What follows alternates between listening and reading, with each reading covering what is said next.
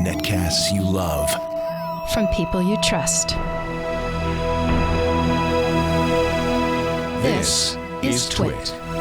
Bandwidth for All About Android is provided by CacheFly at CacheFly.com. This episode of All About Android is brought to you by Squarespace. Squarespace is the simplest way to create a landing page or beautiful website for your portfolio, blog, business, or online store. Enter offer code ABOUTAndroid and get 10% off. Squarespace, build it beautiful. And by Blue Apron. Blue Apron will send you all of the ingredients to cook fresh, delicious meals with simple, step-by-step instructions right to your door. See what's on the menu this week and get your first 2 meals free by going to blueapron.com/twit. That's blueapron.com/twit. And by LegalZoom. Get your life organized today with an estate plan bundle at LegalZoom.com. Whether you need a will or a trust, since they're not a law firm, you work with an independent attorney available in most states to find a plan that best fits your needs. Enter AAA in the referral box at checkout. That's LegalZoom.com.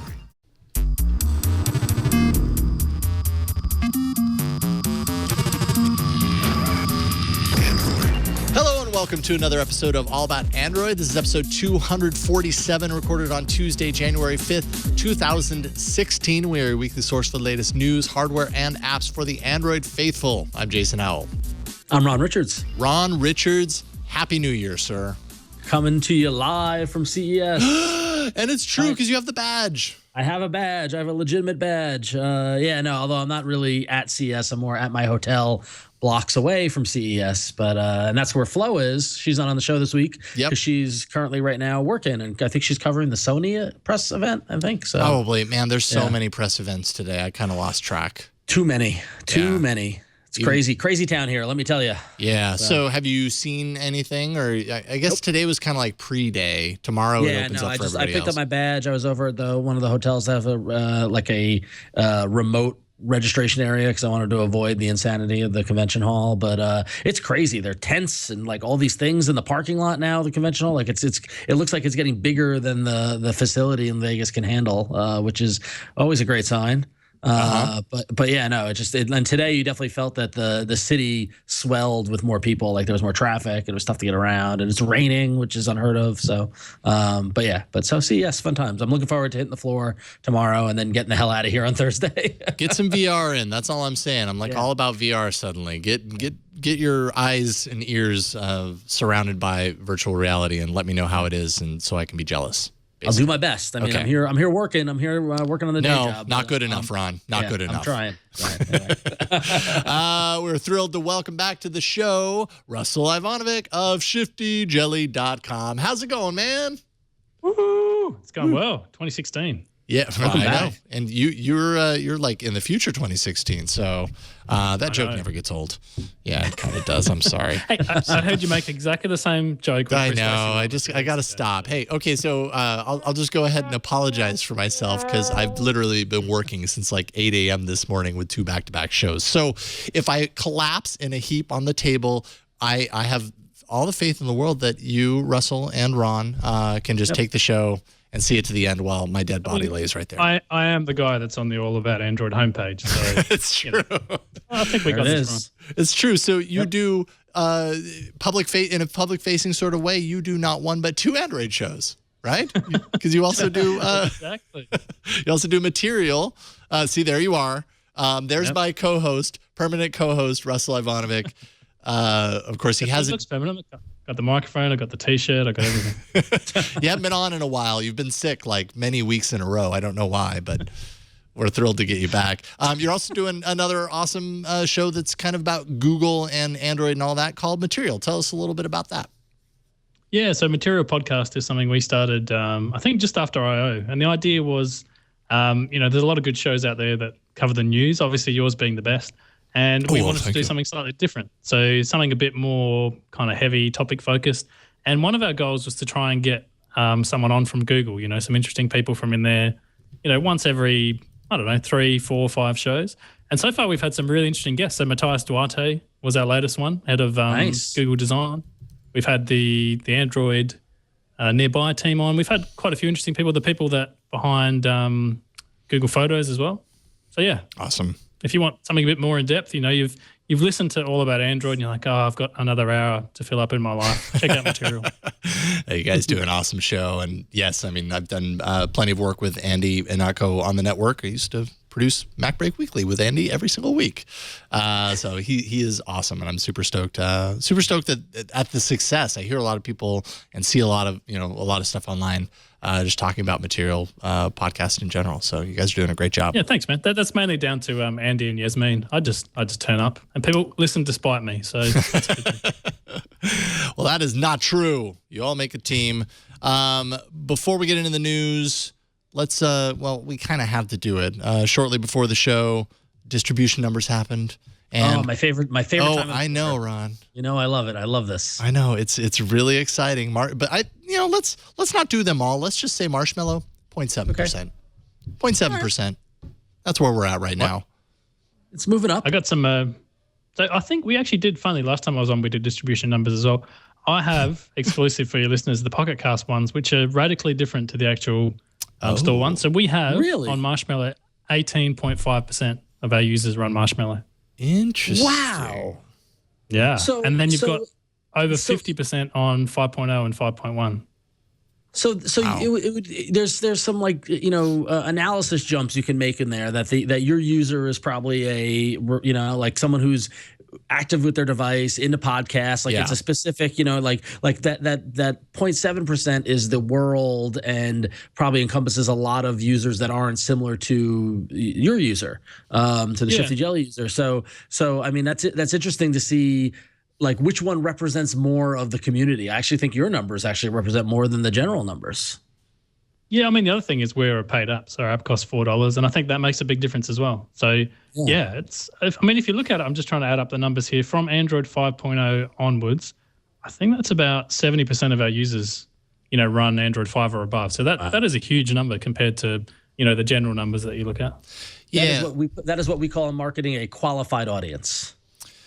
Yeah, definitely the people that are listening to podcasts right now still, even though, we've supposedly podcasts have gone through this resurgence. And actually, in a second, I'm curious to hear what you think about that, Russell, from your perspective. But even though that is supposedly happening, podcast is still kind of something for the tech literate. It's still something that not everybody understands. And you have to imagine that crossover is probably a little bit of that, right? It's the people who are tech literate that actually care and know to install an app like Pocket Casts to download podcasts are also the ones to make sure that they have an up-to-date phone, that they keep it up to date, that they aren't scared by the update message when it appears, things like that.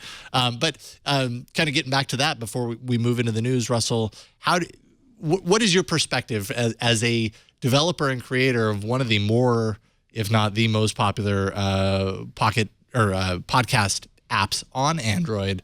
What do you think? Are we seeing a resurgence, or is this just kind of like, oh, this again? I remember when we talked about this a couple of years ago. Well, I mean, I think the trend is in the right direction. So if I like to go and look at all the figures and all the different studies people do. And obviously I have access to our own numbers as well, how many users we have. And the graph is just like this. It's a very slow sort of gradual incline, but it's definitely on the up. And I think every now and again you get a bump. So, we definitely had the Serial bump. I don't know if there'll be a Serial season 2 bump, but there's definitely, shows that seem to break out of that, it's a tech news show or that kind of category. Yeah. I think podcasting is slowly going more mainstream. So if you look at the radio numbers, they're definitely on the decline. People are looking for things to listen to on their commute. They're in the car, they're on the train, they're on a bus, whatever. And podcasts are perfect for that, because if you think about when you're driving, you can't really watch videos, you can't do anything with your hands. You're meant to be driving, but your ears are, in theory, completely free. And I think that's the future of podcasting is, in the car, on the commute. And also, I mean, I find it really cool just when I'm doing, housework, mowing the lawn, whatever. You stick on a podcast and suddenly, life is a bit more interesting. And I think it is slowly breaking out of that tech sort of mold. So I had a lot of family ask me this holiday break, I've heard about this podcast thing. What podcast should I get into? I had a few of them even ask, what app should I use? That was my next question. Really? You're asking that? Okay. Nice. I heard that you're somewhat involved with this podcast thing. What should I I install? have this purple icon on my iPhone. Should I use that? I'm like, no. Oh, no, please don't. No. Right on. Cool. Well, we're all in the right place at the right time then, if that's the case with podcasts going upwards. All right. Hey, Brian. Yeah. First news drop of the year. Go. Oh, yeah. It's a new year, but it's the same old Android goodness coming up now with Android news. I thought you were going to say it's the new year, but the same old news. Same old. It actually, and in this case, that is exactly the case. This top story, totally. The second really story, is. yeah. Yep. Same old Same news. old news. Here we go. All right. With that set up, we know something concrete about the as yet unannounced Android version N. We haven't heard anything specific about Android N coming from Google. Well, Google until now. It will rely on OpenJDK, Oracle's open source version of the Java development kit, as opposed to its current implementation of Java APIs. Why is this a big deal? Well, for starters, one could assume it could have something to do with the now years-old Oracle lawsuit with Google regarding whether Java's APIs are copyrightable or not, and if Google used those APIs through fair use or not. That, of course, is still being decided after the Supreme Court declined, passed it back down to the lower court. So we'll see where that lands. But thought this was interesting.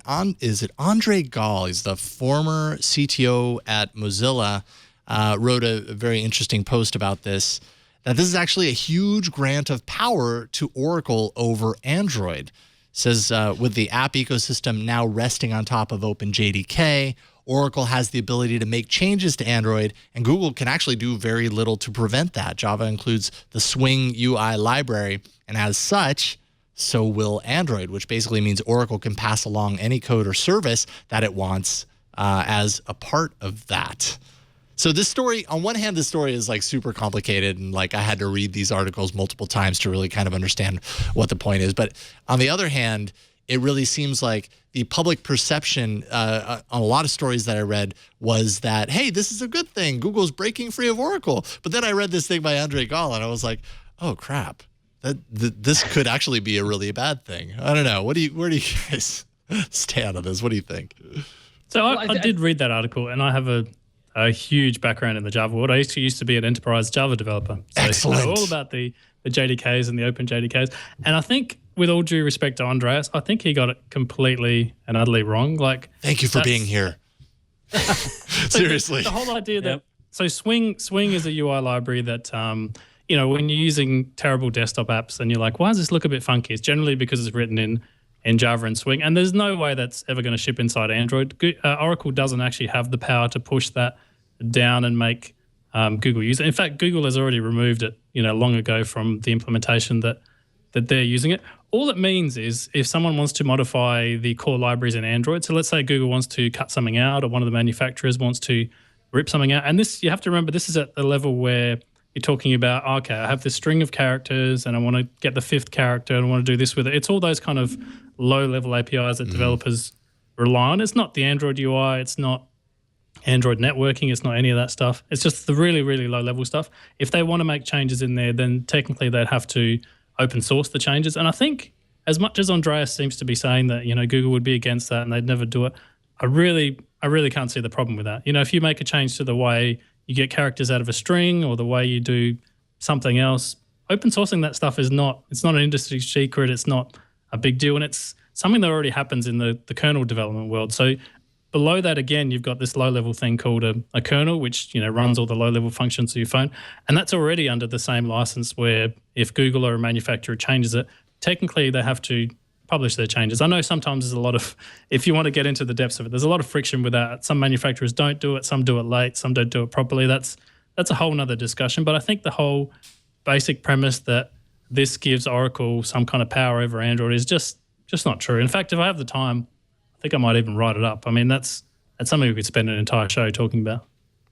You could spend an entire show talking about it.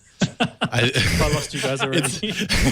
No, I mean it makes sense to a certain degree, but I think in order for it to really kind of be this well-formed idea and really understand what it means, it sounds like what you're saying is it really has little to no impact on the common user. It might have an impact on, I mean, is there a possibility that any of this could break the code or any of the dependencies that developers have already by using the old versus the new way? No, I think that'd be very, very rare. So if anything, it'll lead to less bugs. So Google actually had their own, and they call this a clean room thing, where the idea is you've sat down and you implemented your own version of it, so you can't get sued and whatever else. Turns out they got sued anyway, so what are you going to do? But it shouldn't lead to any new bugs. If anything, it should fix some of the outstanding bugs that are, at the low level. And the only time your app might break potentially is if you've tried to work around some of those bugs, and your workaround, once the bug is no longer there, actually breaks your app. That's the only way I could see it actually negatively affecting things. But even then, I imagine they'll do it so that you have to compile against the new version before you get all that stuff. In short, I don't think this is anything end users have to worry about at all. And even as developers, I don't think this is going to change a lot. In fact, I've seen a lot of developers excited because it means we can potentially now move forward in the version of Java that we use. So again, not to get too deep into it, but at the moment, Android is still developed in Java 6, which is mega old. I don't have it off the top of my head how old it is, but it is super, super old. Java 8 is already out with some new sort of language features that developers really want to use. And the thing that's been holding us back is, we're not on this OpenJDK thing. We don't have access to it. So now I don't think Google's said one way or another, but now the potential is there so that the language can actually start moving forward again. Looks like Java 6, 2006. So, man, yeah, there you go. Almost 10 Long years time old. ago. There you go. There you go. All right. Well, phew. I'm really happy you're here. Thank you. Yeah. But, hey, if you want to freak out, you still can. But I don't know. Sometimes we're just looking for a reason to freak out. Apparently, and that's the thing. Looking at Andreas's Gal blog post, I mean, I get where he's coming from in terms of the hey, this gives Oracle more power, but it's an open source developer kit. You know what I mean? Like he's applying a lot more doom and gloom than actually Oracle. It doesn't make any sense. I guess that's how I kind of analyzed it. And so the other thing I don't know if you noticed.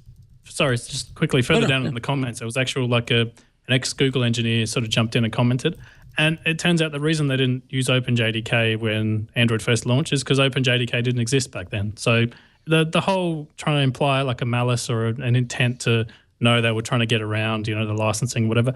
I'm not sure at that level that Google even cares. Like, I'm sure there's some stuff they definitely don't want to open source, but I don't think the core language libraries really matter like that much.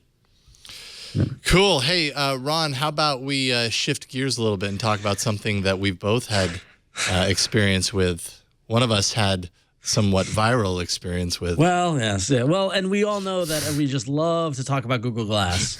We love to see what the future holds for Google Glass. And it looks like for now, we're getting a glimpse at what 2016 might hold for Google Glass in the world of enterprise applications. Some photos of an unannounced device, the quote-unquote enterprise edition of Google Glass, have surfaced, and it features a hinge system for collapsing the unit when it's not in use. They've also updated the internals of the device, including an Intel Atom processor, better battery performance, improved wireless connectivity, like on the 5 gigahertz spectrum on Wi-Fi, and as a yet unseen external battery pack with a magnetic charging attachment, and also a larger prism and a light to indicate that the camera is active, learning from all the mistakes of Google Glass in the past. And it looks like this device is not going to be sold to consumers. Rather, it's going to be made available for Glass for Work startups, and they'll be able to load their own software onto the devices to test. As we look at Glass inches its way into a enterprise solution application, and I got to say, that device, other than the hinge, doesn't look any different than the previous iteration. So my hopes and dreams of them taking it and moving it forward, it looks like it's just going to look like that. Yeah, so. I mean, the prism's definitely extended further. That's not quite twice the same size as the prism, but it's close. It looks like. I don't know. That's extra. I don't know if that's good. I guess it's like extra space. I don't know. Google Glass. I don't know. You guys sound a bit bitter about your Glass experience. Am I detecting that? I'm a little bitter right now with Glass because I charged it up for Christmas morning because I wanted to.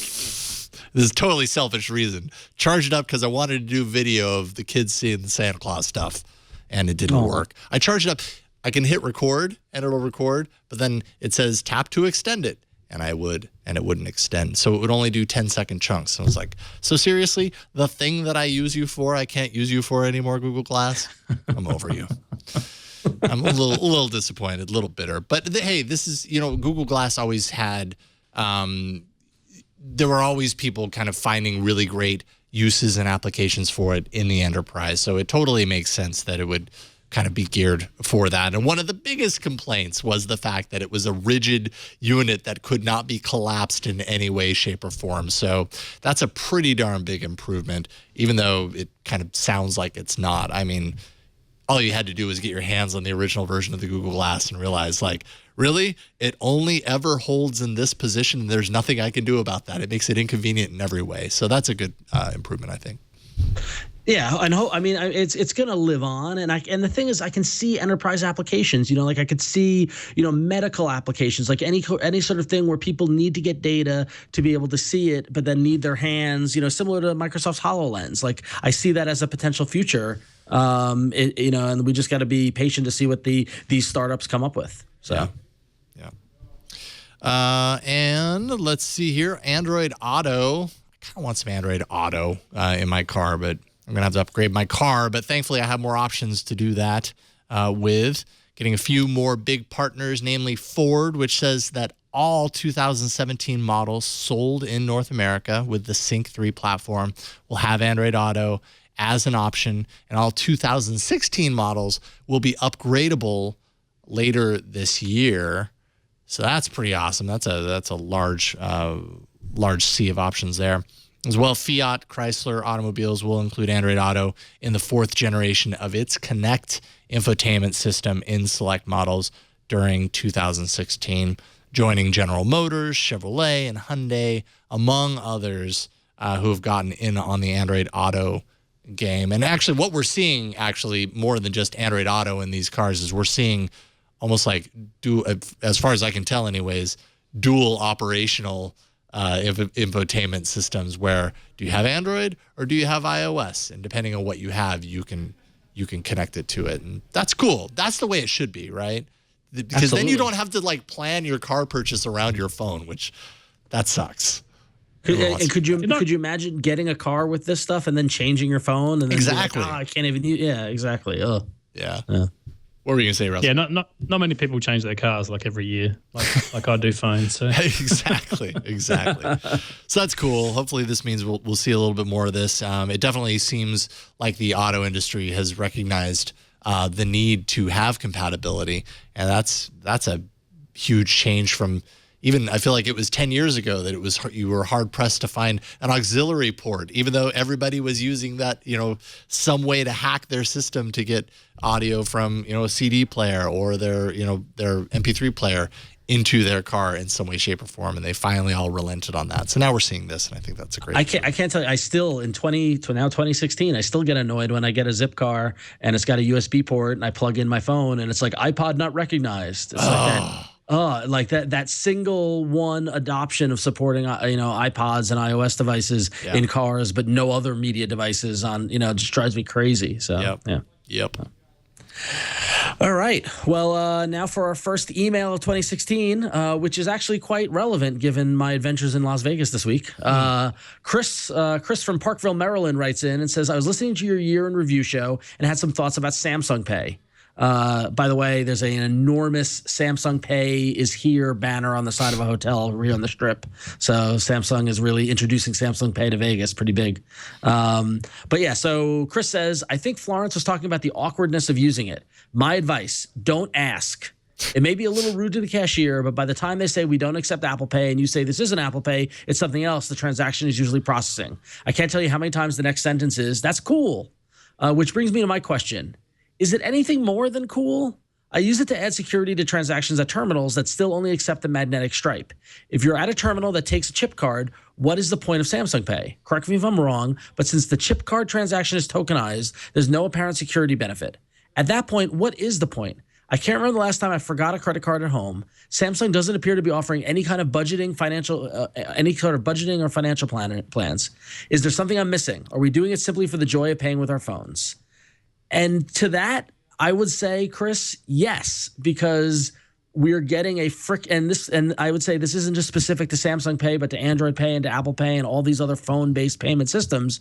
You're getting a frictionless payment experience that doesn't require you to open up your wallet or do anything. And great example, all of the cabs here in Vegas all support Android Pay. All right. I have not paid in cash, and I've not pulled a credit card out of my wallet, out of my back pocket. I've just tapped my phone to the payment terminal in the cab and it pays. And that ease of use, if you ask me, that's the value add. Has it worked every single time without redoing it once or twice? Every time? Every time, first try. Yep. All right. So, I think it's that, and also, good for you, Chris, that you haven't forgotten a credit card at home. I've now had 2 trips back to New York where I've left all my credit cards back in my That's car. right. You did not too long ago. Yes. Russell, what were you going to say? I was going to make the usual international guest comment that tap to pay is amazing. We've had it here for like many years, and the whole concept of just boop and then you walk away is cool. And if I can get that on my phone instead of having to carry a card, I'm all for that, as long as there's no extra steps. Like I don't have to enter like a 64-digit code or anything like that. And with the nice little fingerprint reader that things like the Nexus 6P have, then that's pretty much all gone. Yeah, it helps. Honestly, I think I've had enough positive experiences with it where I'm behind it. And it's, getting to that point of it's just, I would love that you don't have to do anything. You just say, pay it, and it happens, but just tapping the phone to a terminal is so much easier than pulling out a credit card now. Yeah, some sort of geofencing is pretty cool. Just kind of wave your hand across the air. I have paid. It would be force pay. Yeah. We should patent. Oh, man, that should so be a thing. I'm pretty sure Disney probably already has the patent on that, Russell. So. All right. No, I don't know. Like I'm 50-50 on paying with Android Pay and Google Wallet and all that kind of stuff. Anytime I try and use it, I feel like I encounter speed bumps, and anytime that happens, it makes me less inclined to use it the next time. And I've talked about it on this show plenty of times, but yes, if I can get to the point to where I use it and, I pull it out and I use it and it works the first time and that's just all, like I can expect that, then great. I can always expect my credit card to work. Like it always works unless the magnetic stripe is, deteriorating or something like that. But which happens. It happens, but that it's happening with a mobile payment. It's like, well, we're going to see how this goes. Yeah. We're going to see how this goes again. Well, and we're going well, and it's funny though, because even with the addition of the chip in cards, I had this experience over the holidays where I have a credit card that has a chip that I've never used it as a chip payment where you slide it in. I've always used it as a swipe credit card. Right. It is a credit card. It's not a debit card. And I went to Best Buy and the guy's like, no, you got to use the chip for that. And so I put it in and then asked me for a PIN. I have never gotten a PIN number from this credit card company ever. I've never heard of a PIN. And I was like, well, I don't have the PIN. He's like, well, I can't sell it to you. And I said, really? And I was like, you can't just swipe it the way we used to do it? And it was just not a good situation. And so I understand the chip and PIN is something that's used internationally and we're adopting to it and changing it and all stuff like that. But there's still speed bumps in that process as well, too. Yeah. Not to mention then I used another credit card which has a chip and didn't get asked for a PIN. So it's an inconsistent experience. Weird. Yes, yeah, exactly. No! Exactly. Yes. Yeah. You don't support force pay. I like the idea of a force pay. Force pay is pretty cool. Yeah. Hey, let's take a break. Pay some bills. Let's thank the sponsor. First sponsor of this episode is Squarespace. Man, I love Squarespace. Makes it easy to create beautiful, professional websites. The best part about it is you don't have to know what you're doing. They do all the heavy lifting for you, whether you need a simple landing page, the perfect portfolio, professional blog, online store. It's all included with your Squarespace website.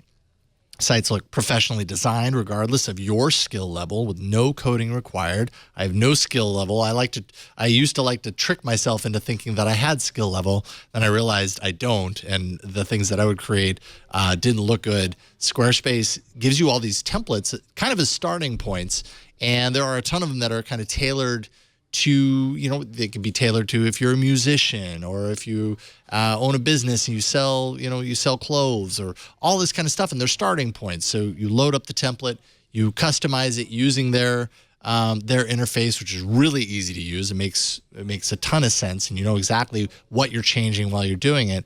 It's just a great way to get, customize all those things, fonts, colors, page configurations, everything. You can make a site that looks unique. Even though you're starting with a template, you'll end up with a site that looks unique with just a few clicks. Mobile is built in. All designs are responsive, a must-have in this day and age, so your website scales to look great on any device, be it a small phone, a tablet, a desktop, however that device is, whatever it's sized, your site's going to look awesome on it. Pricing is simple with Squarespace, plus you get a free custom domain with an annual purchase. Power your business with Squarespace Commerce. It's the only platform that lets you create, manage, and brand your store in a beautiful way. They have a basic plan as well as an advanced plan that has features for your growing business. Plus, they have incredible 24/7 customer support. If you're a musician, you have a business, you're getting married, Squarespace is for you. Literally, you can do it all. I have a site, yellowgoldmusic.com. It's a Squarespace site. It's perfect for serving up my music. Ron, I know you have a Squarespace site. One of them, anyways. What is it? Goodfellas Minute? That's got to be one. No, it's my ronxo.com is powered by Squarespace. ronxo.com. Yep. We all use it because we love it. Start your free trial. No credit card required at squarespace.com. You can make sure to use our promo code here. It's about Android, and you'll get 10% off to show your support for this show. Let Squarespace know you heard about it through watching All About Android. Perfect. Everybody wins. Squarespace.com, promo code about Android for 10% off. Squarespace, build it beautiful. Thank you, Squarespace. I love Squarespace ads because I'm such a fan of the site and of the sites that I've made as a result. So awesome. It's easy, you guys. It's easy to talk about how great it is when you use it. Absolutely. It's simple. There you go. Hey, let's talk about some things that we have not used because we are not at CES. Well, you are, Ron, but you haven't used these in hardware.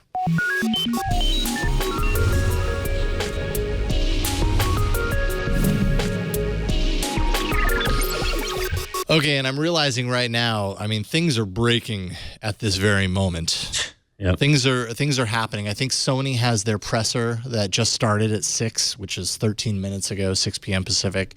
So maybe we'll touch in on that in a little bit once we know firmly what's going on and what's important and not. But let's talk about the things that we do know have already happened. Huawei, for example. I thought some pretty cool stuff from Huawei's announcements earlier today. First up, should be noted that Huawei is doing awesome. They've, there was a Wall Street Journal article that's just basically saying they're kicking all sorts of butt right now, and that's evidenced by the fact that last year, 2015, was just a great year. We saw the Nexus 6. We saw Huawei just kind of impressing and actually making an impact, I think, with a lot more people as opposed to just being a Chinese manufacturer of some sort. Sales grew by nearly 70% last year, more than $20 billion, shipping 108 million smartphones. Man, these numbers, I can't even comprehend those numbers. So it's been a good year for Huawei, and they're continuing that. I think the big reason is that Huawei creates really nice hardware. The quality of their hardware far surpasses the cost of the hardware in most cases. Generally, the software, not so awesome. It's probably part of the reason why the Nexus 6P, which is Huawei made, has done so well because it's running stock Android, and it is a fantastic device. So what did they announce at CES? The Mate 8, which is a phone, $349.99. Going global, 5.5-inch display, full HD, running Android 5.1. It's got a 1.5 gigahertz Qualcomm Snapdragon 615. It's an octa-core processor.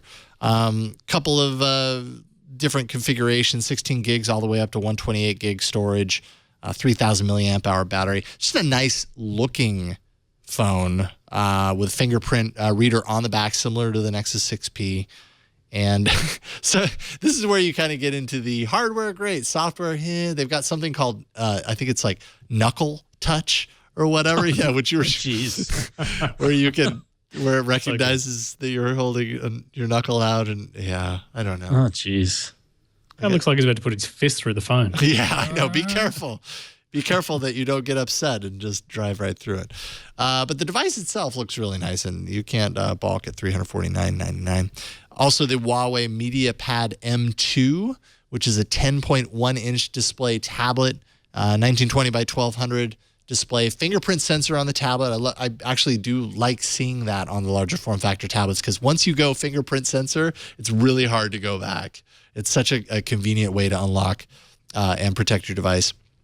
And it also has a pen with 2048 levels of sensitivity. So if pen/stylus is your thing, there you go. It's kind of, I don't know. Could we say this is Huawei's attempt at iPad Pro or a Samsung, their larger form factor tablets with a pen as well. I guess that's what it is, but it's pretty good price. That's the trend, right? I mean, if anything, if all this stuff with Huawei is like, I feel like Huawei's been around, but this is almost like, okay, 2016 is big. Like they're hitting on all the different notes of the different kind of trends in hardware.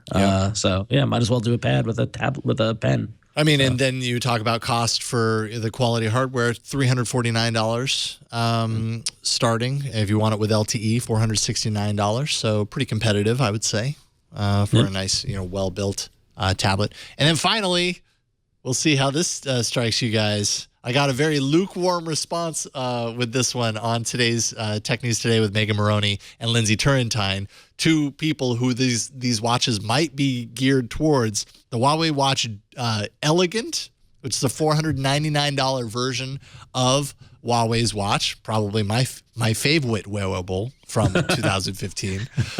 And then the Jewel, which is $599, which includes Swarovski crystals around the edge of the watch. So they're targeting these primarily at women's wrists. Although the watches, I found this interesting, are slightly larger than the the traditional model. So, but I don't know. What do you guys think? I'm not a genius, but I would have thought if you want to make a woman's watch, you could probably just start by making it smaller. You don't have to cover it in jewels. You don't have to make it gold. Just make it smaller. There's my secret manufacturer tip for CES 2017. See, and I would agree with you. Lindsay Turrentine, like I said on Tech News Today, she's with CNET and she's at CES. She's been taking a look at everything. She didn't see this in person, but she did make the point that there are a lot of women that like a larger watch, specifically, because it makes their wrists look smaller. Ooh, so this is an angle that I did not know of, but I believe Lindsay. I believe it too. I love how we've got three white guys talking about women's watches. What I think women really want to know what. Being very careful to talk about this duo of watches. Yeah. Was this the announcement where the guy from Huawei referred to this as the lady watch? I wouldn't be surprised. I didn't watch the announcement, but I did see some press stuff call this the quote women's watch. Yeah, no, but I think I saw people tweeting from the event or whatever, and they said the lady watch, and that they totally did. The guy called it. Yeah, exactly. I'm looking at tweets from last night where Troy Wolverton tweeted Huawei is explicitly targeting women with the new model, calling it the quote unquote lady watch. So Troy Wolverton tweeted the lady watch is wonderful. Just walked right into that one. And unfortunately, when we start talking about the Huawei watch, it's very hard to not walk into that. Here's a tweet in the chat from our good friend Brian. I put in there. Phil Nickinson says the lady watch is not really something you ever want to hear an executive say. Yeah. So Phil zeroes right in on that last night or this morning. Sorry, and that says it. So there you go. There you go. There you go. The weighty watch from Huawei for your wrists. I'm sorry. It's hard to avoid. It's hard not to go there. What else we got, Ron? Okay, Quickly. well, so you know that little company that we've been rooting for that seems like they're going down in flames, HTC? Oh. Well, HTC had an interesting announcement with the folks at Under Armour saying that they're working together for a product called HealthBox. The kit includes a scale, a fitness tracker, and heart rate tracker. And you can get this all for $400 that you can pre-order now, and it launches on January 22nd. And it's designed to be worn night and day and syncs with both Android and iOS apps. So HTC and Under Armour, Under Armour is, I have running gear by Under Armour. They're a great clothing manufacturer. So it looks like HTC teams up with where people go to for their fitness clothes to come up with this digital scale and fitness tracker to get into this game because everybody loves the fitness. So is it worth $400? The design looks pretty nice. That's the trick right there. $400 is that's a chunk of change. For a fitness kit. But if you look at it though, you're getting a scale, which though I've priced those out. A decent one is about $150, right? How much is a fitness tracker? The Fitbits and all the like of the world? They probably about $100 or so, right? Mm-hmm. And then a heart rate tracker, that's probably another $100. So $400, it adds up to I think $400 makes sense, but it is a bit of a sting. And you're probably paying an extra $50 to $75 for the Under Armour brand. Mm-hmm. Yeah, so, for sure. I guess it's good to see HTC kind of branching out a little bit, doing some things that maybe you didn't expect. I don't know, anytime HTC comes out with a new product, you're like, is this enough to save HTC? And I'm not sure that this necessarily is in and of itself, but I still like to see that they're playing around with it. And the hardware itself, like just from a design perspective, I think it looks nice. Probably that Under Armour strap is a better way to do heart rate monitoring than we've discovered our watches are. I don't know exactly how these are. I just know that I use them, and I don't know why I use them when I do, and whether to trust or not. I don't know whether to trust or not, and even if I do, why do I care so much? So I'm probably not the right target audience for them. Who knows? But I don't use it. Do you even use your watch anymore? I do not. The battery died, and I got into the thing where the charger wasn't charging unless it was on the cradle at the right angle, and then I was just like, and I just got too busy. So yeah. All right. Well, I'm going to talk next about the Asus ZenFone Zoom. 1 year ago, we heard about the ZenFone Zoom, and yesterday, Asus showed off the world's thinnest phone that's packing a 3 times optical zoom lens. Yes, it's time for that phone to finally get its U.S. release. Finally. We waited long enough. It was going to come around. 13 megapixels with, quote, super resolution mode. This is 4 pictures into 1 high-resolution image. So that could be interesting. Optical image stabilization is on board. It's targeted for February release of $399. So if you're into photography, it looks a lot like that. Nokia made one like this, didn't it? Yeah, right. The same circle thing on the back. I thought it looked very familiar, but you're right. That's what it is. I can't remember what that one was called, but yeah, it was a Nokia. There are some Windows fans out there just raging at us right now. Yeah, blah, blah. I'm sorry. Yeah. Guys, it was the Nokia Lumia 1050. I just don't know if you guys use Windows phones, but... there we go. Brian for the win. Is this the Windows phone that you've been using, Brian? No. Actually, this one's nicer than the Windows phone I was using, but okay. Still familiar with it. You've moved on, though. You're not Windows Phone anymore. No, I fortunately got a 6P that fell into my lap that I'm still testing with. Oh, still testing that 6P. Someone else was testing it before I started testing. Oh, I see. I see how that works. I see how it is. Yes. So I'm really enjoying that phone at the moment. We'll see how long that lasts. I'm just waiting for that ball to drop. I might have to log into Android Device Manager and wipe it remotely. Oh, God. Wow. Just make it. Or Google will. It's their phone. We got to get it back to them at some point. Actually, on single phone they've sent us. What's that?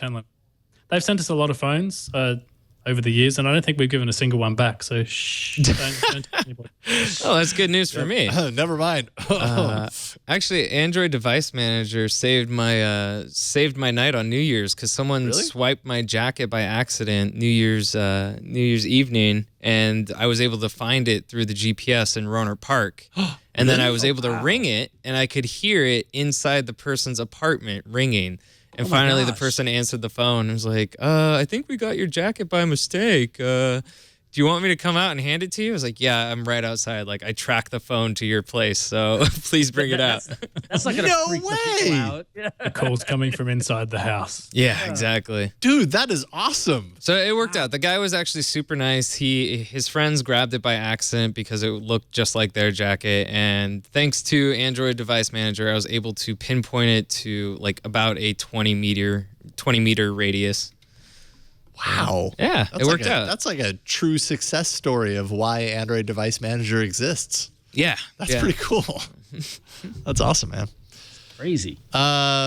Maybe a little less necessary is this spec case, Ron. Well, I don't know about necessary, but it's clever. That's for sure. Yeah, it's clever. If you're familiar with the folks at Spec, they make SPECK. They make some great cases. I know a lot of people swear by them for their cases for iPhones, as well as they've been making Samsung cases. And at CES, they announced their Spec Pocket VR, which is an attachment to one of their cases that is a foldable Google Cardboard VR headset. This is kind of genius. So what you need is that it costs $70, which gets you the collapsible viewer as well as their candy shell grip case, which sells for about $35. So the price of the viewer probably is about $45 or so, plus the case, which is $35, hence the $70 price tag. And what happens is that you use their case and you get this collapsible VR viewer that just kind of opens up, as you can see here in the graphic, and snaps onto the case, and boom, you've got a Google Cardboard viewer. It's a lot more durable and a lot easier to carry around than the piece of cardboard that Google provides you. And it just seems like clever. Like, nice. Again, it's like one of those things where like, oh wow, how come somebody hasn't done this yet? That's so cool. That's a neat little VR announcement at CES. So there you go. Yeah, it's a nice little viewer. I like it. And spec cases, by the way, are actually really good. They're really good. Yeah, they're super good for like durability and stuff like that. My wife has one on her 5X, and it's just a great case. Yeah, we'll take 3, Ron, if you're taking orders. Yeah. Oh, geez, I gotta get a distributor. I gotta find out how to get my hands on those. Wow. All right. You just need to stop by the booth and ask them for samples. I'll get some samples. Yeah, exactly. Right. Cool. Get on that. And finally, Lenovo announced the Vibe S1 Lite sells for around $199, though likely not in the U.S. or European markets because of, Motorola. They're kind of the same thing. Motorola does that. Dual pane glass body, 13 megapixel rear-facing camera, 8 megapixel, quote, selfie camera, 5-inch IPS 1080p display with a MediaTek octa-core processor at 1.3 gigahertz, 2 gigs of RAM. It's 8.5 millimeters thin, so it's a pretty thin device. And there you go. Lenovo, not quite. Motorola, not going to hit us, but hey, there you go. But Lenovo did have something else that was actually kind of cool. It's called the Lenovo Link, not to imply that wasn't cool. The Lenovo Link, a 32 gig flash drive with USB 3.0 port on the opposite end. So it plugs into your computer, let's say, and then on the opposite end, a USB 3.0 port. That extra port then transforms your computer into a remote desktop for the phone when it's connected. It has support for a remote view of the phone, including full navigation from the desktop. You can drag and drop, has support for that, all that kind of stuff. And it also supports switching between desktop and phone screen using your desktop mouse, kind of like how when you have multiple monitors and you just move from one monitor to the other. So maybe that doesn't make as much sense when you've got a phone plugged into it, but maybe you've got a larger screen tablet and you want to use the desktop on your tablet coincided with the desktop on your desktop computer, your Windows PC. You can do that. $40 for a 32 gig model, available March 2016. Should be noted that Samsung has this. It's called SideSync. Visor is an app that does this. So whether $40 is worth it for something like this, sometimes it's nice to have the hardware unit. I don't know. I don't know why I'd use this, but I guess it's kind of cool. You guys have any use for something like this? Not really. No. I don't want to sound unexcited about it, but in fact, I was more excited by the fact that maybe someone had made a USB drive that you could still plug USB into while you were using it. I don't know why that got me excited, but I'm like, that is a good idea. That's a really good idea, actually. Why does that not exist? Like a pass-through. That's how did someone not think of this? How long have we had USB for? That has to. Somebody's had to have done that. But USB Yeah, I'm I looking know. it up. There's plenty of people searching at this Forget point. the whole connect to the phone thing. Just throw that away. Just give me the USB on the other end. I just want a really good flash drive that has USB pass-through. That's all I'm looking for, really.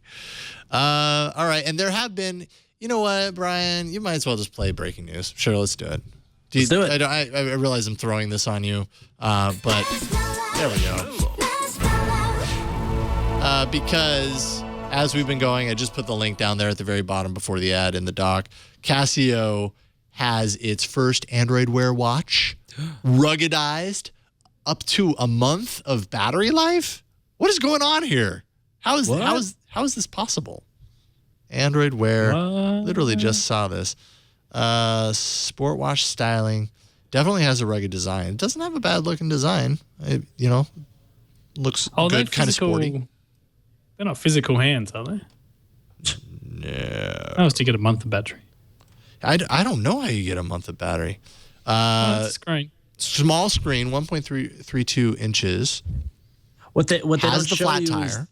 what they don't show you is the external battery that you wear along the wrist and the very small cable that connects to it. Yeah. It's a battery that you can pour water on it and it'll be okay. it's a battery that folds into your sleeve. Yeah, exactly. It actually embeds into your arm and uses the electricity that is running through the human nervous system to power it. It's okay. That would be cooler. Sorry, you were going to say, Jason. Oh no, go for it. Go for it. You found it. I was going to say it's a dual layer LCD. So you can have the monochrome LCD, which I guess is where you get all your battery savings from, or you can have the full color one, which I assume only lasts for a day or two. That's clever. So it's a double display. Yeah. Interesting. Yeah, It it goes looks from over a day to over a month. and it has. So here's the question: do I need to be lost in the woods to use this? Apparently, But it looks like the traditional, Casio digital watch from like 20 years ago. That's why you need it. End of story. I mean, it's not. Am I wrong? Is it not a bad looking watch? I can't trust my eyes with watches anymore. Android Wear.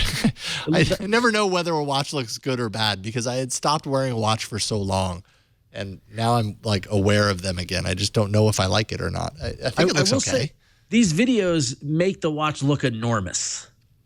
Yeah. Oh, even the pictures do. I think it actually is enormous. Yeah. Like judging by the size of the lugs and the buttons and things. I think this is a big watch. Smaller screen but larger body. It looks like. Casio really likes remember, Jason, back when we started the show when you were shopping for a new phone and I was trying to get you to get that Casio rugged phone? Yes.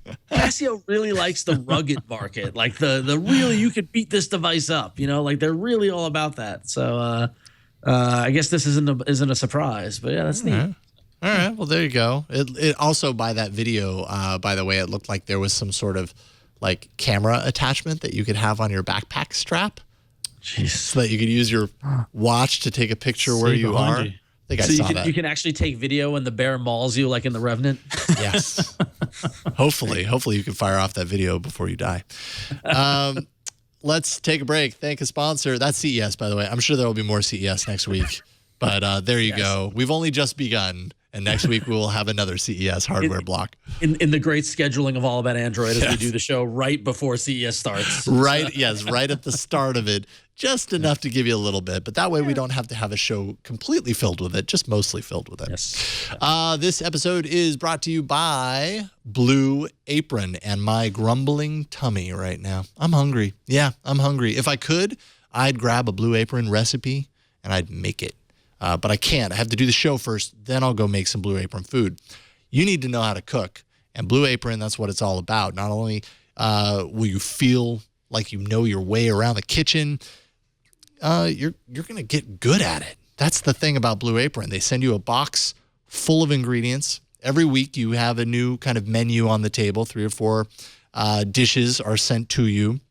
They have a family plan, so if you want dishes that appeal to, let's say, the younger set versus dishes that appeal to you and your discerning taste, they have a few different options, and you can kind of give them your dietary preferences, all that kind of stuff. You'll get this box that you're seeing in the video in the mail with all the ingredients that you need, as well as recipe cards that show you what meals you have to look forward to, what ingredients are included with each meal, step-by-step instructions on how to put it all together, and you're going to be eating in no time, and it's delicious stuff. It's super good meals. And you just kind of in the process, you're learning how to cook. If you are not as aware of, of your surroundings in the kitchen, what to do, how to chop these things, whatever, it's kind of like a cooking school in a box. And it's really super cool.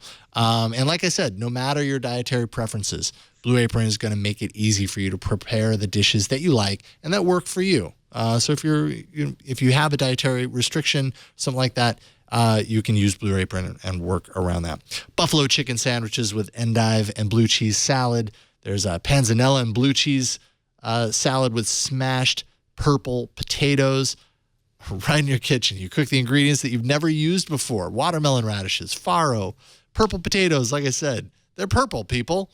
Recipes are between 500 to 700 calories per portion and take 40 minutes or less to make. No overwhelming trips to the grocery stores. No sad takeout. Don't cry yourself to sleep with that takeout. Make something instead. It's delicious and good for you. Right now, you can get your first 2 meals free. Just go to blueapron.com/twit. Check out this week's menu. Get your first 2 meals free by going to blueapron.com/twit. And check it out for yourself. It's always a challenge doing this ad read because I get super hungry afterwards. So I'm just going to have to make some Blue Apron a little bit later. We thank Blue Apron for their support of All About Android. I'm gonna soldier on, though. I'm not going to give my stomach any food. I'm going to devote myself to some apps.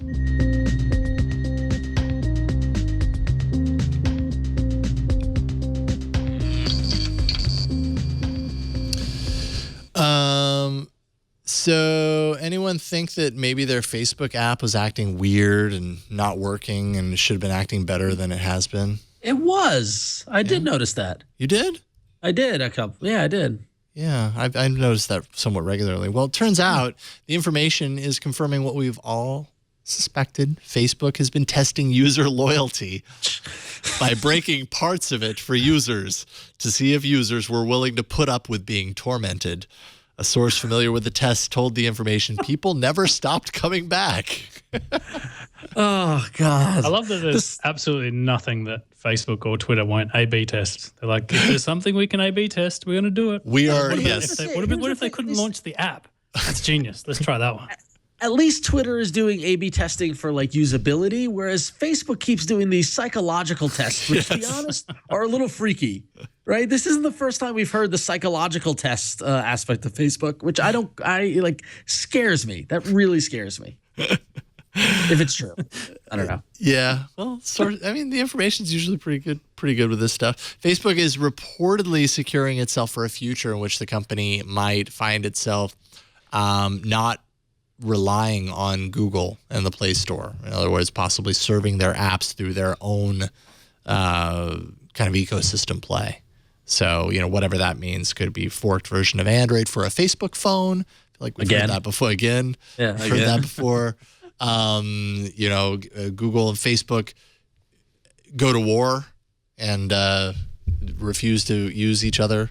I don't know what it means, but are they doing the same thing for iOS? That's my question. Like, are they preparing for a world where the Facebook app isn't available in the iTunes store? Why are they concerned about going to war with Google and not Apple? Because that's a good question, actually. Because they can't make an iPhone, but they can make an Android phone. You know what I mean? I don't know. I think they've tried. I'm not sure they can. Yeah, that's a good question. I don't know. Well, I don't blame them for looking at a world without the Google Play Store because, as we have complained about numerous times on this very show, sometimes finding apps in the Google Play Store can be a nightmare. But I was shocked to find this out and delighted. Fandroid broke this news that you can get access to the top Android apps while filtering out the games via a hidden Play Store link.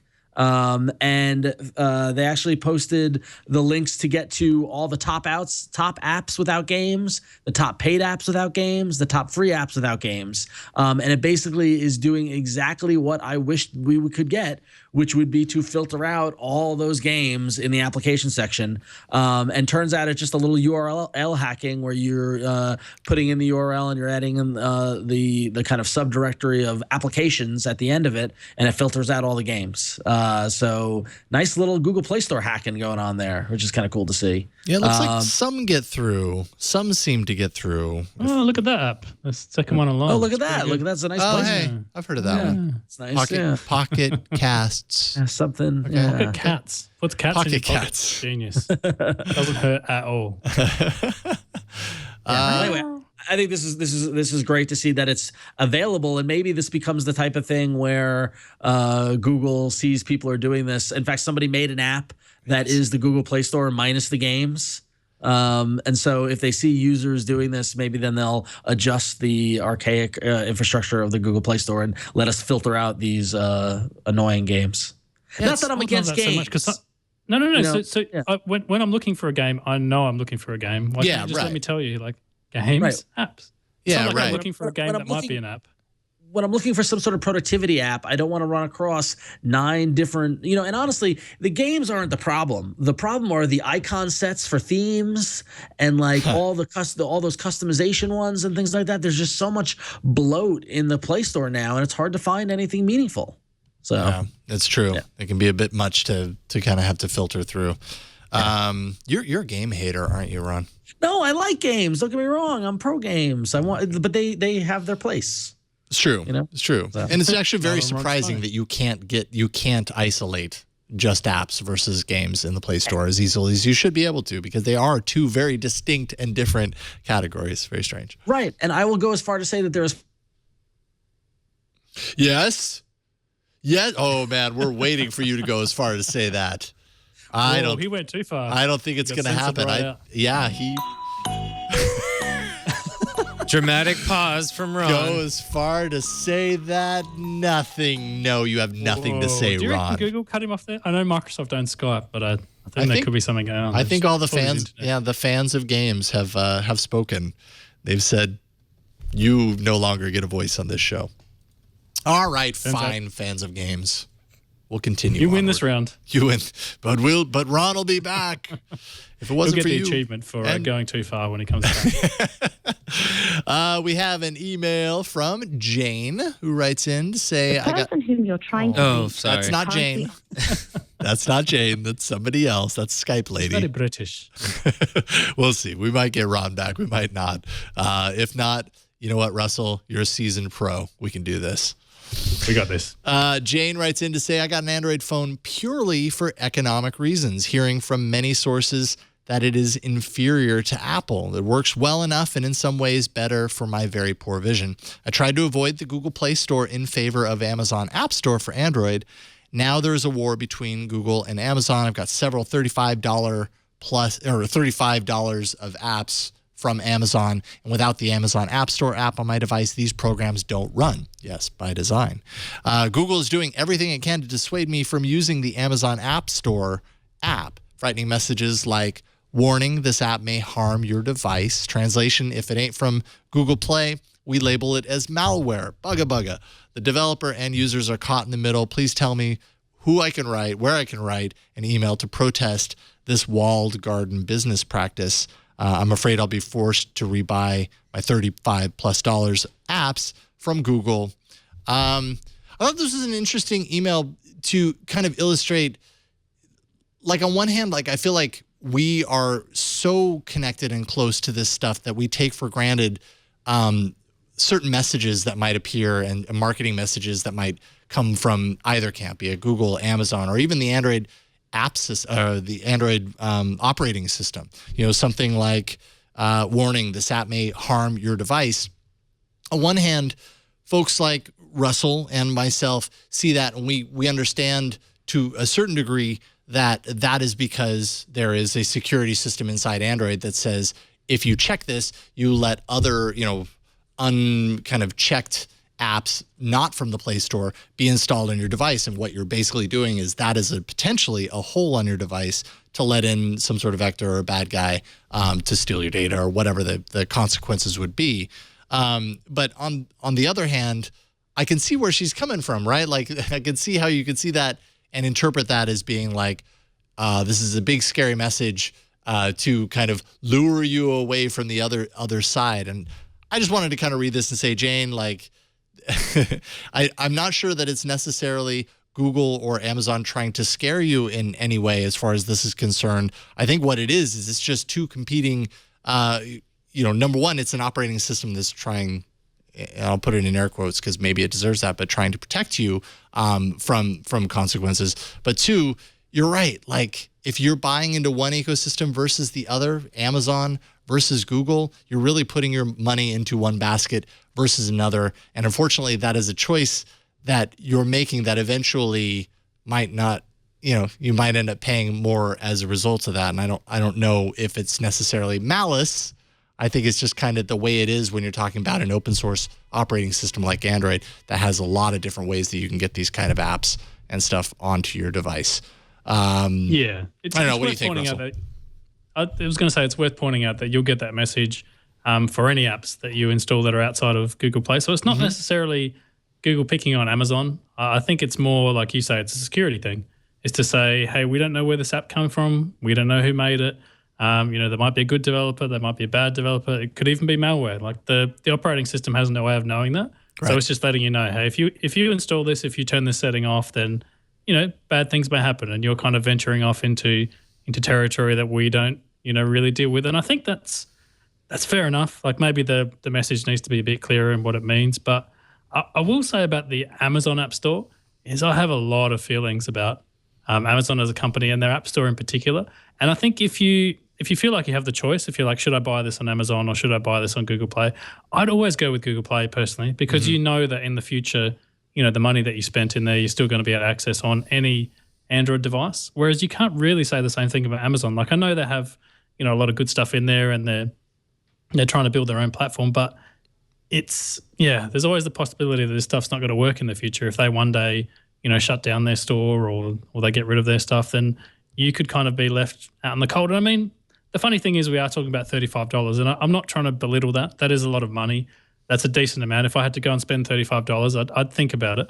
But at the same time, $35 for your, $500 phone or whatever you're paying, plus your phone contract and whatever else, if you stack those things up, you haven't really thrown away a huge amount. Like I see people agonizing over, should I buy this $1 app? And you're like, I know where you're coming from, but I bet you, if you really felt like a can of Coke or something, you'd buy the can of Coke. You wouldn't sit there and read the reviews on the can of Coke. You wouldn't do all that. You'd just be there. Yeah, I'm thirsty. no. If Pepsi's your thing, you grab Pepsi. I don't want to, preference one over the other. But you know what I mean? Yeah, no. And I mean, I do respect the fact, though, that $35 to one person is not $35, is not the same as $35 to another person. Could be a lot of money. But I think you're right. Like, at least from my perspective, probably safer to go with the Google route only because that's as close to the source as you can get as far as I'm concerned, right? That's as close to it's probably a big reason why we tend to talk about like Nexus devices on this show, possibly outweighed, outside of how they compare from a market dominance perspective to other devices. We do that because it's as close to what Google envisions as you can get. And that's kind of an important place to be when you're talking about apps or when you're talking about hardware in the ecosystem and all that kind of stuff. It's important to know that Google is kind of at the head of that and kind of pulling the strings. And I don't know, if you put yourself there, you're probably going to get more longer for that money potentially than you would if you put it into an alternative app store. One other quick addendum. I'm sure you've talked about it before, but Google Play Rewards is something I'm oddly addicted to. And all it's a Google app that you install. You answer quick surveys and they give you, like $1 or 10 cents or 50 cents. And what I find is when it comes time to buy apps, I feel terrible about this because I'm a developer and I should just pay money, but I've already got like $5 worth of Google Play Rewards credit. I'm like, now I can buy whatever app I want and not have to worry about, am I spending my own money or not? Now, as a developer, you would probably know this, and I'm curious. I mean, that's the same as money to a developer, right? Yeah, from a developer point of view, it makes no difference whether you gave us the $5 or you got it through.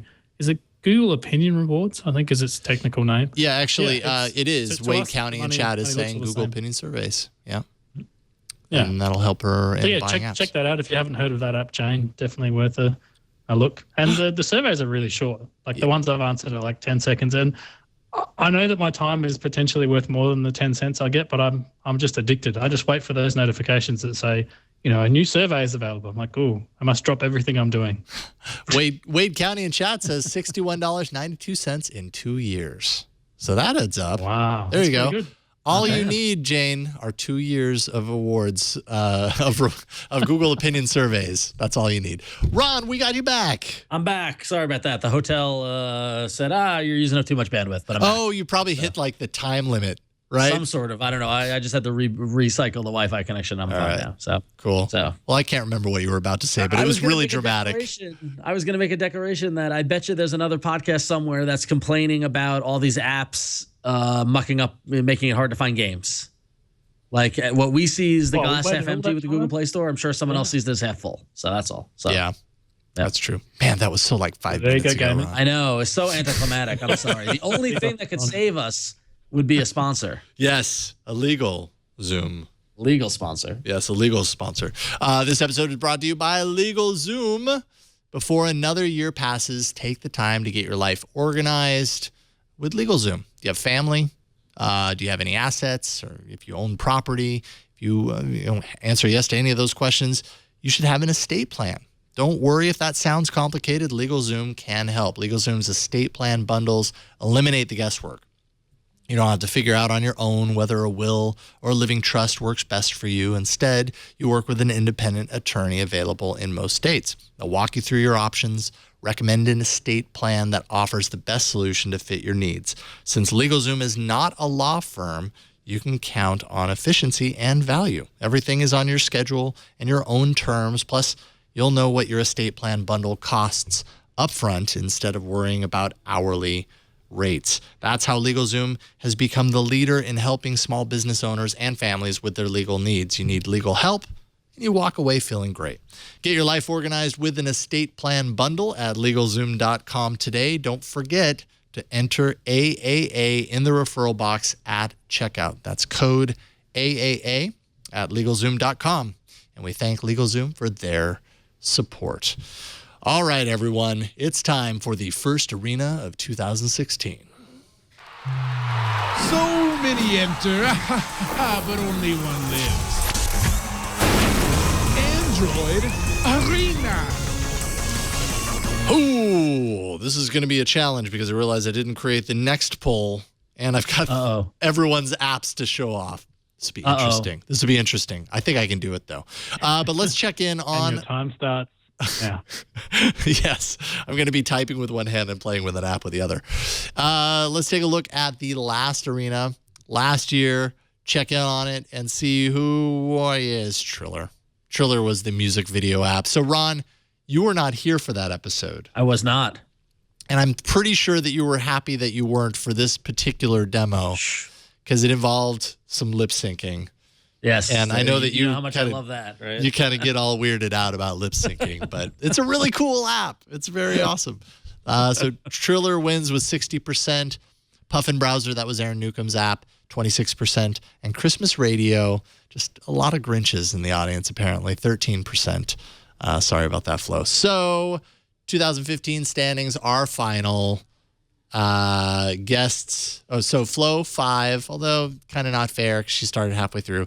Guests 11, Ron 15, and me 20. Man, that like shifted real fast. It did. It really did. Shifted. It's funny how it moves so quickly. You think you got it nailed down, and you actually don't. All right, so who should we start with?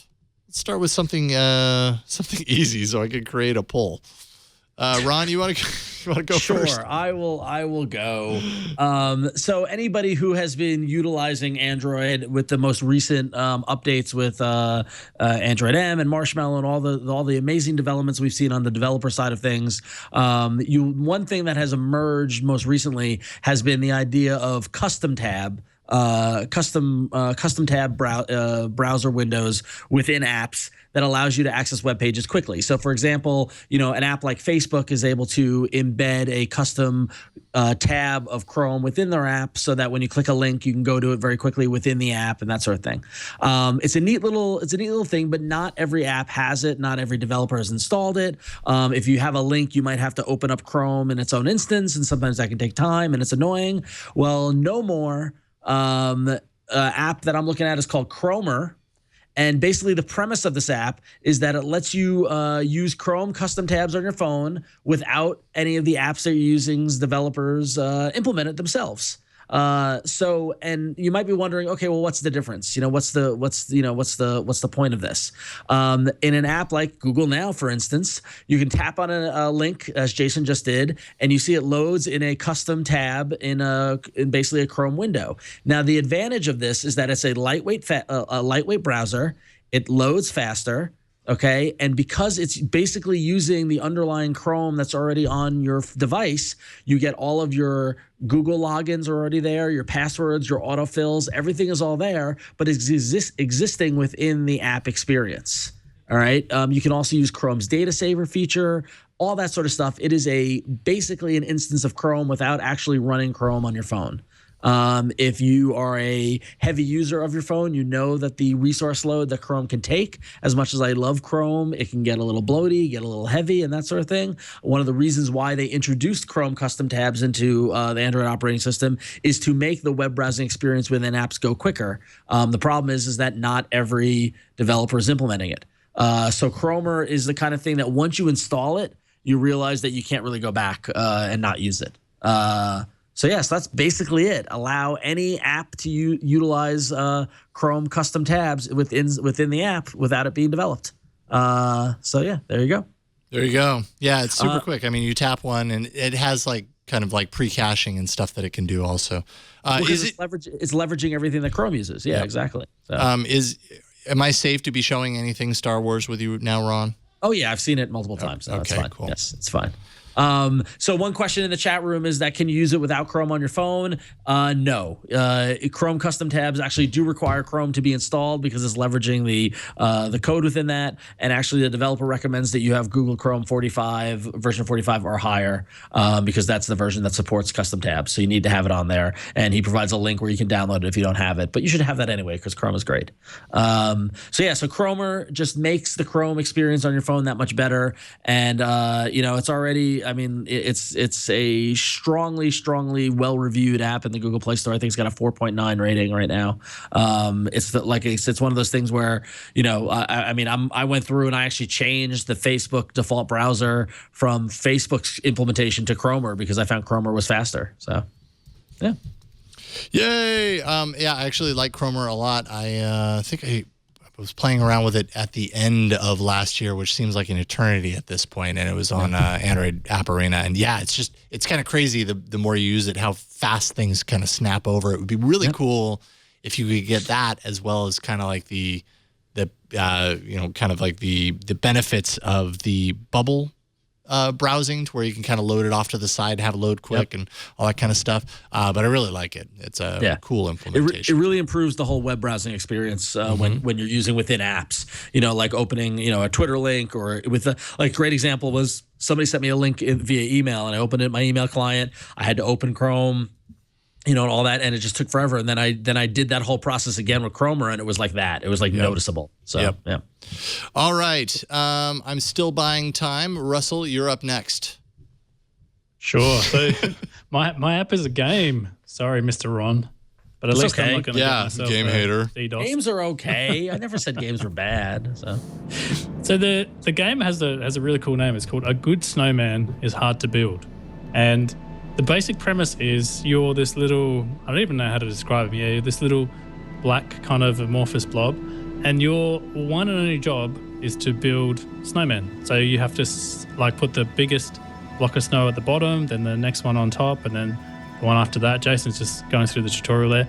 And the cool thing about it is once you have all these little different puzzles that you do, and it starts off really easy. So you just start off with, you've got 3 different size snowballs and you're like, cool, I'm going to put these on top of each other. So Jason's just going to push that.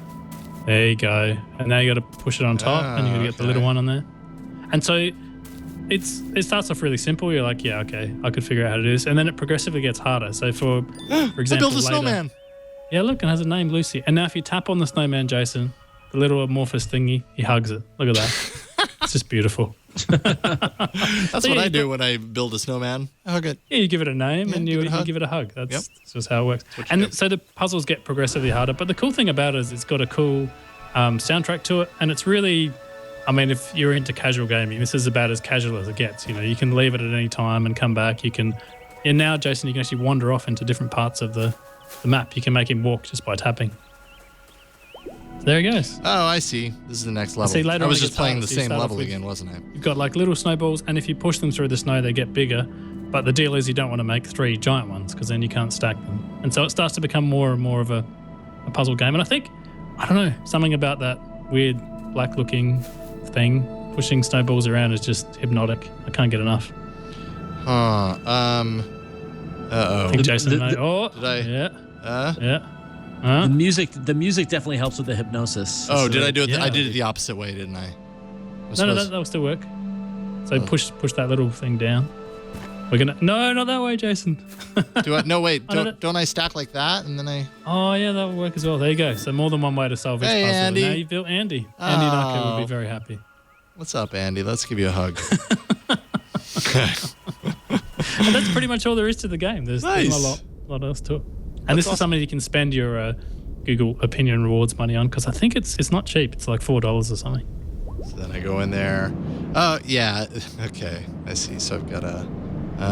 Okay, I'm stupid suddenly. I'm gonna have to play this offline. A good snowman, $4.99.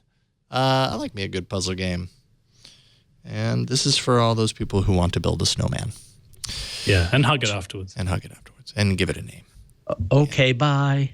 Yes. Thank you, Ron. You're welcome. Thank you. That's Everyone what I was waiting thinking for. it. Yep. Oh, I know.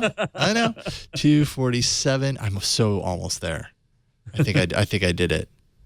Okay. I was meant to more time. Sorry. Oh no. I think I got there. Okay, so mine is. Sorry, I'm just a little unprepared right now. Apparently at the moment, but mine is pretty quick. It's called Define, and this is just kind of a cool way to tap into dictionaries so that you can on the fly define words that happen. You know, they need to define on the fly essentially. So I'll kind of show you the app when you first launch it. It'll give you the option to either download the WordNet dictionary, the Livio dictionary. You can also sync it with kind of the Urban Dictionary, all that kind of stuff. So let's see here. The only dictionary that matters. Urban Dictionary. Yeah, that's a pretty important dictionary, I gotta say. We'll go ahead and go into Google Plus. I'll do. Let's see here. What is a good word? Android. Yeah, let's see here. Why am I? Oh, yeah, that's right. You copy it. So when you copy it, you get the floating thing. Click to view the meaning. Gives you that. Gives you kind of the word, which I don't have that dictionary loaded, but the Livio dictionary, Android, noun, gives you the full dictionary. It also gives you the Urban Dictionary, which I'm happy I put something in there that wouldn't pull up something that I didn't want to see there. And you've got some direct access to other things, too. Like you can jump right to Wikipedia for that. Some of this stuff kind of seems similar to what you might get in, let's say, Google Now on tap, or Chrome has a feature where if you tap on a particular word while you're in Chrome, sometimes it'll kind of pop up a thing from down below that gives you a little bit of extra context on that. But it's just, I don't know, it's just kind of a cool way to get a little bit of extra information in kind of a pop-up way. Again, you highlight it, you copy it, and it'll give you the pop-up. And from there, you can kind of, I could just enter in new stuff or share it out, copy it, however I want to do that. But that's just kind of, I think, implemented well. Pops up on the top. You want to act on it? You can. You don't have to. You can swipe it away, all that kind of stuff. It is called Define. It is free and a cool way to bring definitions and dictionaries into your Android experience in a lightweight way. There you go. Starting the year off with 3 very different apps. Usually makes for a good arena. Go to AAApoll.com/247. Even though I put 6 in there because I got it wrong. Try now, Brian. 247. AAApoll.com/247. Let your voice be heard. Is it Define, Chromer, or a good snowman? And we'll check back in on this next week. Looks like Chromer has an early lead. Yeah, people like to speed up their browsing, so that makes sense. I gotta start this year off with a bang, Jason. Yes, do it. I gotta. 2015 was the year of Jason, which I'm okay with. You earned it. It was very strong. It was good. This is Florence's first full year, although she's starting it off with no wins, so that's good. But good for us. I gotta come back. I gotta make my comeback this year. So we'll see what happens. It's a long, long year, Ron. It's a long year. We know it. It's a marathon, not a sprint. Yes. We could make predictions halfway through the year, and then we will possibly be wrong. Yep. That's it for this week. Russell Ivanovic, always a pleasure getting you on the show. I'm sure you're going to be out here for Google I.O. not too long from now. It hasn't been announced, of course, but I'm sure you have plans to make it out here. Is that right? Yeah, I think I'll definitely be there. I just can't resist me a Google I.O. Excellent. Well, the invite stands because I think that's when you were on last time. If you're in the area and you want to come on, be on. We'd love to have you on the show if you're in the area. Oh, it's been a pleasure. Thanks for having me on. And also, if there happens to be a photographer there next time, then I'm cool with that. If you want to have me on your website for another year, I think what'll probably happen is we'll update the web image with Ron until then. And then Ron, if you're here, great.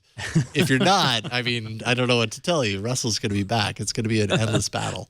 I defer Ron was in some tropical holiday location somewhere, so I don't think he feels that bad. That's true. He was, and probably won't be going back there again for Google I.O. Who knows? Maybe we'll get you into Google I.O. this year, Ron.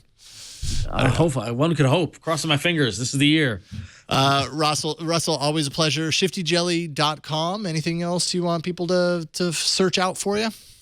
No, that's probably the best place to go. If you really want to give me feedback on how terrible I've been, Rusty Shelf on Twitter.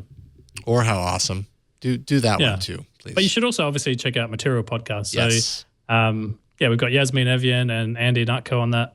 Really good show. You know, when you've got an hour to spare, yes, load it up. Do it. Relay.fm, and you can find the whole network of shows over there, including Material. Ron, what about you? Yes.